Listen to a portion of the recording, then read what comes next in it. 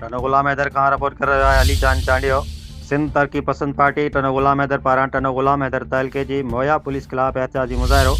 STP तहलके टनो गुलाम हैदर जे सदर सैयद अज़ीम शाह, कमल लाखो, मुख्तार गालड़ो, एहसान पंवर जी अॻवानी में एहतजाजी मुज़ाहिरो कंदे चयो त मोया पुलिस ॿुधायो त बिना जवाब STP मोया यूनियन काउंसिल जे सदर मोहम्मद खान बागरानी समेत 20 खां मथे क़ौमी कारकुन मथां ड्यूटी अटका जो कूड़ो केस दाख़िल कयो आहे।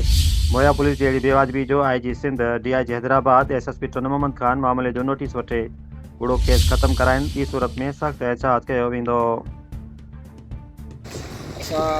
तरक्की पसंद पार्टी गुलाम नगर में पुरमन असां एहतजाज जो रिकॉर्ड करायूं पिया।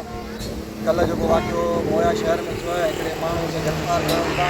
ठीकु आहे, जेकॾहिं हू क्रिमिनल आहे या उॾवारी आहे तव्हां हुनखे भले गिरफ़्तार करे कोर्ट में पेश कयो, पर हुनजो मक़सदु इहो कोन्हे जो हुनजे करे सॼे शहर जे 22-23 माण्हुनि ते कूड़ी FIR करे ऐं उन्हनि ते FIR कयूं आहिनि। इहो सिधो सिधो ज़ुल्म आहे ऐं नाइंसाफ़ी आहे। असीं IG सिंध ऐं SP टनो मोहम्मद खान हुन सां गॾु इंतज़ामिया खे अपील था करियूं त हिननि जा कूड़ा केस बिल्कुलु ख़तमु कया वञनि। असीं पंहिंजो आवाज़ उछारींदासीं। सॼी सिंध में भरपूर नमूने एहतियात रिकॉर्ड कराईंदासीं पुलिस जी नाइंसाफ़ी जे खिलाफ़।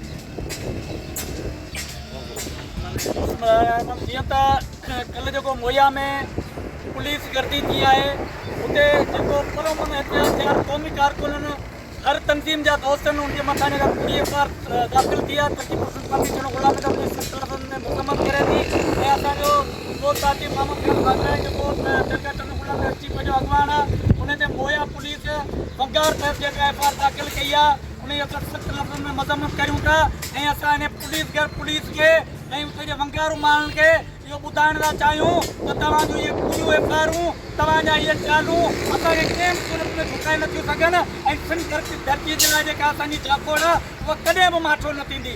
असां SSP टनो मोहम्मद खान खे बि इहो ॿुधाइण था चाहियूं त तेलकोट टनो गुलाम हैदर पुरमन सियासत जो हिकिड़ो गढ़ आहे। जेकॾहिं मोया पुलिस ऐं अहिड़ी पुलिस गर्दी जेकॾहिं उते नाफ़िज़ कई हुई त सिंध तरक्की पसंद पार्टी कॾहिं पंहिंजे साथियुनि खे अकेलो न आहे छॾियो न छॾींदी। असां पंहिंजे साथियुनि जो दिफ़ा करणु ॼाणूं था।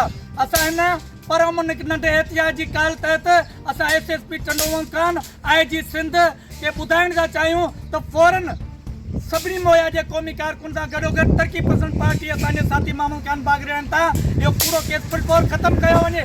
जेकॾहिं इहो कूड़ो केस ख़त्मु न कयो वियो त टनो गुलाम हैदर जे अंदरि ऐं टनो मोहम्मद खान जे अंदरि तहरीक जो दाइरो वधायो वेंदो। GS सिंध जे डॉक्टर कादर मक्सी।